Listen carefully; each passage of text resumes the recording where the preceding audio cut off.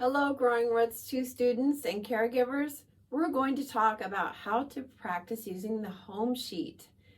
Today I have lesson 17 home sheet in front of me and I've numbered them, the items 1, 2, 3, 4 for the home sheet activities, main activities. And then for review and some of the items in Sprouting Up, I've numbered them 1, 2, 3, and 4. So that way we cover some review concepts and pieces, and we start really refining some of the pieces that you know already for Sprouting Up.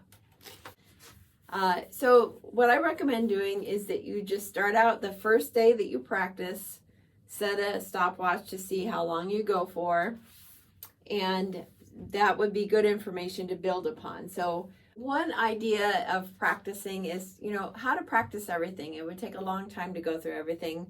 So try being systematic about it.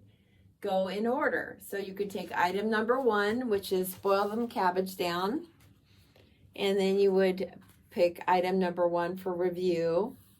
And do that on the first day. And then go through a different item each day. So if you have 4 days of practice, you would practice those 4 items. And then the 5th and 6th days, maybe the 7th day, you pick the ones that you had the most trouble with or the ones that you like the best to practice.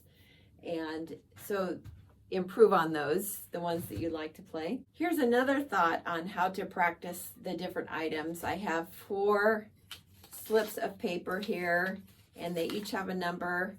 And so I'm going to pick out a card. It's number 4, so I would practice that item.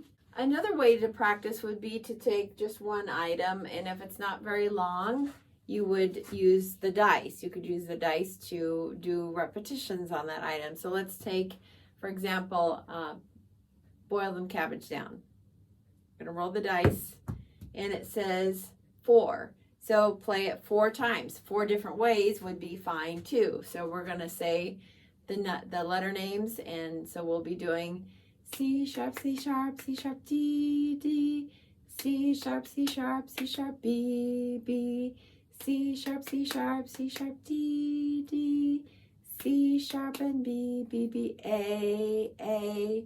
And then number 2 way would be with the fingers. 2, 2, 2, 2, 2, 2, 3, 3, 2, 2, 2, 2, 2, 2, 1, 1, 2, 2, 2, 2, 2, 2, 3, 3, 2, 2, 2, 1, 1, 1, A. You could even do that like this.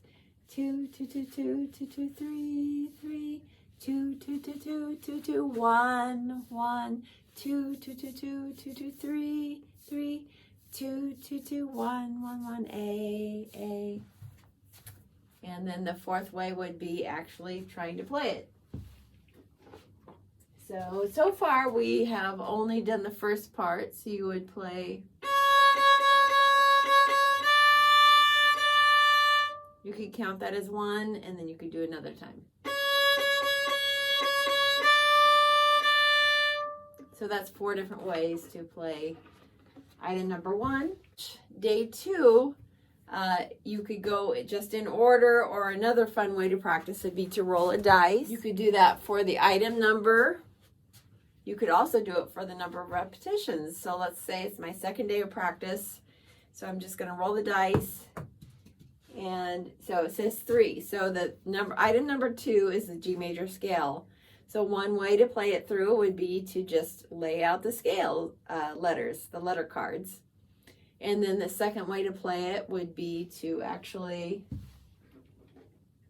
you could just pluck the notes and name them. G, and then first finger A, and then B, C, then over to D, E, F sharp, and then G.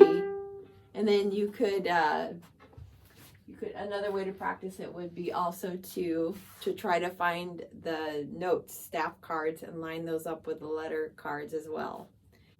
Coming to the review pieces and the review items, the item for number 1 is violin doctor. So in that situation, I would take whatever the student seems to be struggling with the most, and you can exaggerate it. So if they are, let's say that their bow hold is with a pinky like this, So you should make your bow hold like that and really hyper exaggerate the pinky being straight or hyper extension of the finger.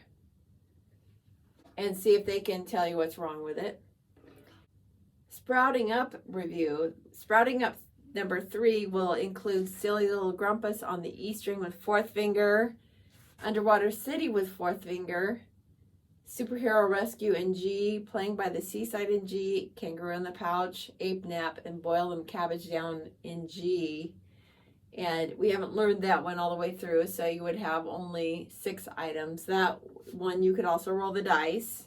So if I roll the dice and it's a 5, that would be Kangaroo in the Pouch. Review that piece. So day 1, set a timer and see how long you go. Day 2, if you go longer, that's great. You want to give a student random rewards for going longer in their practice session. The other suggestion I have is if you're just doing something over and over, which is fine if they like a piece, make sure that they're actively participating and listening and seeing how everything is going, making sure they have good posture. One alternative to Violin Doctor is to use a mirror or the camera of the whatever device that you can practice and record themselves on a device and play it back so they can play Violin Doctor, looking at themselves. So I would recommend that you have them try to be active in making their corrections or being aware of them. That's great. Whatever they want to play, if they want to play something a lot, then go for it. That's a great opportunity for them to really solidify a skill, and there's nothing wrong with taking advantage of their desire to practice one piece over and over. Absolutely nothing wrong with that. That's actually what you want, as long as they're making, stopping to make corrections.